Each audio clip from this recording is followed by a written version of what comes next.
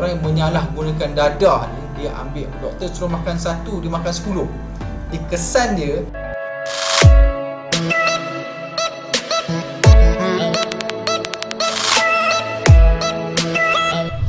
Assalamualaikum warahmatullahi wabarakatuh. Pelajar-pelajar semua, bertemu kembali kita di channel Cikgu Ahya Azmi dalam tajuk yang seterusnya, iaitu gerak balas terhadap rangsangan. Okey, sebelum ini kita dah belajar tentang perkumuhan dan juga penyahatinjaan, dan cikgu harap kamu semua dah buat latihan yang cikgu sertakan pada Google Form. Dan kali ini kita nak bincang sedikit tentang gerak balas terhadap rangsangan. Jadi kita teruskan pembelajaran kita, masih lagi menggunakan buku teks, kerana buku teks semua orang ada. Okey, hampir semua orang ada sekarang ni. Kalau tak ada, semua ada buku teks digital yang mana kamu boleh dapatkan di internet dengan mudah saja. Kita mulakan. Manusia bergerak balas terhadap perubahan keadaan persekitaran. Okey, keadaan persekitaran boleh berubah.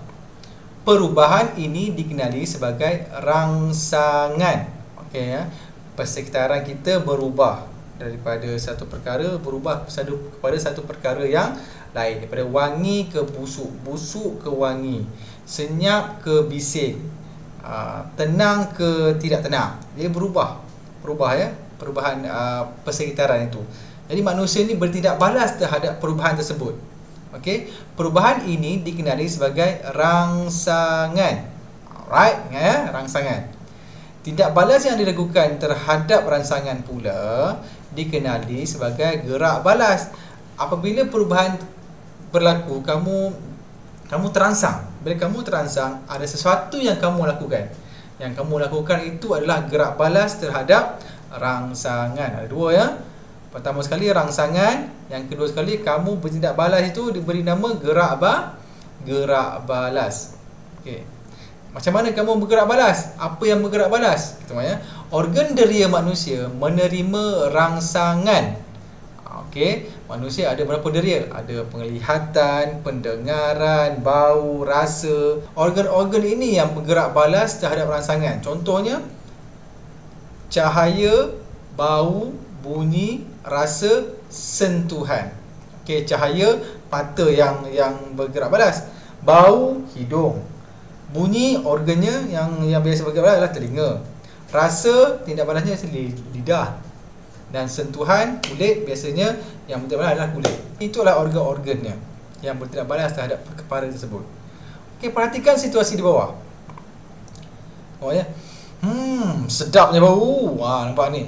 Bapak ni dia bau mak dia masak dekat dapur. Organ apa yang dia pakai? Dah tentulah organnya hidung. Daripada bau yang tak ada bau dekat rumah, tiba-tiba mak dia masak ada bau. Jadi ada perubahan dekat situ. Perubahan ini dikenali sebagai rangsangan. Okey. Jadi tindak balas yang bapak dia kata ni, sedapnya bau, dia cakap sedapnya bau. Okey, itu namanya gerak balas. Organ yang melakukan tindak balas gerak balas tersebut adalah apa? Bila bau. Hidung. Okey. Jadi berdasarkan situasi di atas, bau makanan ialah contoh rangsangan macam yang saya terang tadilah. Manakala tindakan menghidu bau makanan menggunakan hidung ialah contoh gerak balas. Organ dia hidung. Okey. Kita tengok contoh yang ni pula. Tangan terangkat apabila tersentuh duri. Ada seorang budak perempuan ni, bila terkena duri, tangan dia terangkat. Macam kamu jugalah, pegang benda yang tajam, kamu akan terus mengalihkan tangan kamu daripada benda yang tersebut, so kan? Jadi rangsangan dia adalah tersentuh duri. Dia bila sentuh duri dia terangsang, rangsangan dia tersentuh duri, dan gerak balasnya tangan terangkat. Apa organ deria dia yang bertindak balas? Kulit kamu tu lah. Bukan tangan ya, tangan bukan organ deria, kulit. Kita ada mata, hidung, lidah, telinga dan juga kulit. Okey, gerak balas dia tangan terangkat, organ dia kulit. Empat beza esok. Sekejap lagi ada latihan tentang perkara ni. Alert, kamu kena dengar betul-betul. Yang seterusnya, okey, pelajar ni ada huruf keluar ni, kilat warna. Terkejut apabila terdengar bunyi petir. Terkejut bunyi petir. rangsangan dia bunyi petir. Perubahan rangsangan dia bunyi petir, daripada diam ke bunyi yang kuat. Rangsangan dia bunyi petir. Gerak balas dia terkejut. Organ dia telinga. Mudah aja. Kita ada rangsangan, kita ada gerak balas, kita ada organ deria yang mengerak balas terhadap rangsangan tersebut. Tengok kisah Jimmy ni dalam keadaan seharian dia. Okey, dia bangun pagi bunyi loceng. Bunyi loceng, dia terbangun. Okey, apa organ deria dia? Telinga, organ deria dia telinga. Okey, selepas itu dia mandi, dia rasa sejuk. Apa organ deria dia? Kulit. Okey, lepas tu dia makan kan, dia makan. Sedapnya buah ayam goreng ni, dia kata. Apa organ deria dia? Lidah. Lepas tu, tawarnya teh ni sama juga. Lidah juga. Okey, tawarnya lidah juga. Selepas itu dia kata dia silau. Apa organ dia yang terlibat? Mata. Cuba kamu nyatakan organ dia yang terlibat dalam tindakan yang dilakukan di atas. Macam kita bincang tadi lah. Telinga, kulit, lidah dan juga mata. Okey? Mudah aja. Seterusnya, kepentingan gerak balas. Apa kepentingan gerak balas ni? Kalau berlaku apa yang penting ni gerak balas ni? Tengoknya situasi yang pertama ni. Okey, apa kita bunyi ni? Pin. Okey, terkejut saja lajunya kereta itu. Mujur pemandunya membunyikan horn. Okey, apakah yang akan berlaku jika orang di atas tidak bergerak balas terhadap bunyi horn? Mesti dia kena langgar lah kan? Betul tak? Jadi kalau dia tak ada bunyi, dia boleh mengelakkan daripada bahaya. Kepentingan gerak balas yang pertama sekali boleh mengelakkan kita daripada bahaya. Okey, contoh yang kedua pula kita tengok. Dari mana datangnya bau asap ni? Lebih baik saya menyelamatkan diri dan menelefon bomba. Okey, dia bau asap. Mungkin ada kebakaran berlaku di situ, nampak? Dia boleh menyelamatkan keadaan. Okey. Bahawa apakah yang akan berlaku jika orang di atas tidak dapat menghidu bau asap? Kemungkinan bangunan itu akan terbakar dan kerugian besar akan berlaku. Okey, itu contoh kelebihan-kelebihan kepentingan gerak balas lah. Terusnya, alamak, kena beri laluan kepada ambulans. Sudah tentu ada pesakit yang perlukan bantuan.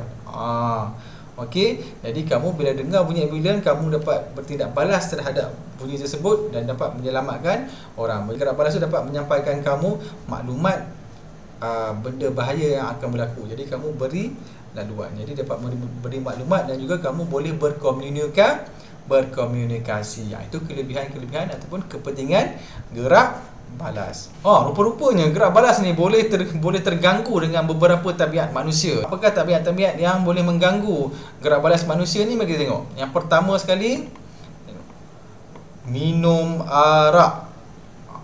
Macam mana dia terganggu? Sekali kita bincang.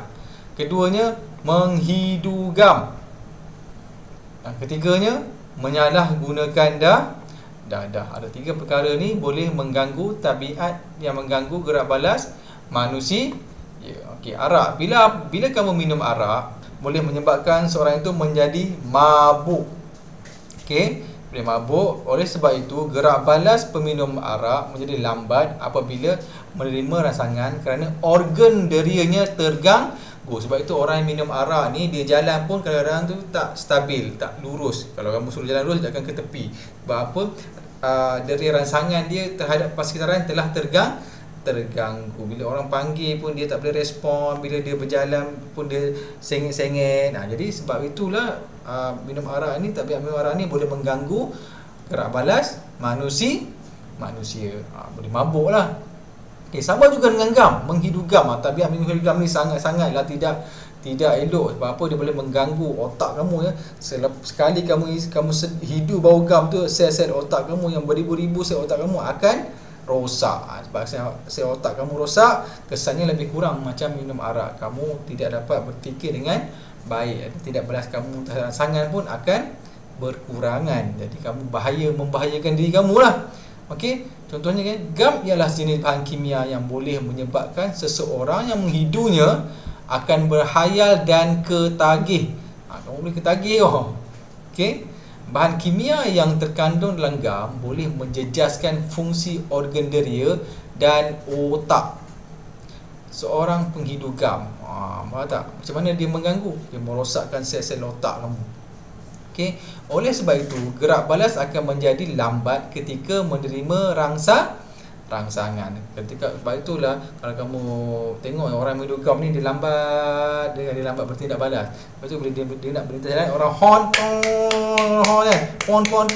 Dia tak boleh, dia lambat. Sebab itu aksiden kebanyakannya berlaku. Dan kebanyakan bila orang yang minum arak ataupun menghidu gam ni dilarang membawa kenderaan kerana dia respon dia lambat. Sebab itu dia boleh ditangkap dan dihukum lah sebabkan memandu dalam keadaan mabuk dan juga memandu dalam keadaan yang hayal. Sebab apa? Dia mengurangkan rangsangan kita terhadap persekitaran. Sama juga seterusnya adalah menyalahgunakan dadah. Kesan dia sama juga, dia mengurangkan dari rangsangan kita. Okey, dadah ialah bahan yang digunakan sebagai ubat. Walau bagaimanapun, terdapat juga dadah yang disalahgunakan seperti ubat batuk atau pil ekstasi yang boleh menyebabkan seseorang itu akan berhayal. Semua ubat itu dadah. Kamu pun pernah makan dadah juga, tapi dalam keadaan konti yang terkawal dan juga mengikut aturan yang ditetapkan oleh doktor kan. Tapi orang yang menyalahgunakan dadah ni, dia ambil, doktor suruh makan 1, dia makan 10. Kesan dia sama juga macam kesan minum arak juga menghidu gam. Okey, dia boleh berhayal atau tidak sedarkan diri dan akhirnya dia akan ketagih. Bila dia ketagih, dia nak saja ubat tu. Okey, jadi bahaya. Kesan dia sama juga. Oleh sebab itu, gerak balas seseorang penagih dadah akan terganggu apabila menerima sesuatu rangsangan kerana organ derianya tidak dapat berfungsi dengan baik. Ketiga-tiga contoh ini memberi kesan yang sama juga. Otak dia tak dapat berfikir dengan baik, badan dia tidak dapat menerima rangsangan dengan baik, jadi dia tidak dapat berfikir dengan waras. Sebab itulah kadang-kadang kes pembunuhan, kes macam-macam kes yang kamu dengar kan, bila dia bunuh anak dia bunuh ahli keluarga dia. Sebab bila polis tangkap dia, polis uji dia punya darah, air kencing, ada kandungan dadah, ada kandungan alkohol, dia mabuk. Jadi sebabkan apa? Sebabkan dia buat tindakan-tindakan yang dia tak dapat berfikir. Rangsangan dia terhadap kesan itu dah kurang. Jadi dia cenderung untuk melakukan jenayah juga kerana dia tak dapat berfikir dengan rasional. Akhirnya dia terjumus dengan perkara-perkara yang tidak baik. Jadi itu saja untuk tajuk gerak balas terhadap rangsangan ni. Selepas saja video ini, kamu boleh cuba jawab soalan yang cikgu sertakan linknya pada description di bawah untuk kamu uji kefahaman kamu berkenaan dengan tajuk ni. Jadi siapa-siapa yang ingin uji kefahaman dia, faham ke tak faham cerita tentang tajuk ni, boleh cuba jawab soalan di bawah dan tengok video ini berkali-kali untuk membantu kamu faham tajuk ni dengan lebih baik. Okey, jadi jangan lupa like video ni kalau kamu rasa video ini membantu kamu dalam pembelajaran kamu, terutamanya pembelajaran sains tahun 4. Okey, jadi jumpa lagi pada video yang akan datang. Saya Cikgu Ahya. Terima kasih kerana menonton. Jumpa lagi. Bye bye.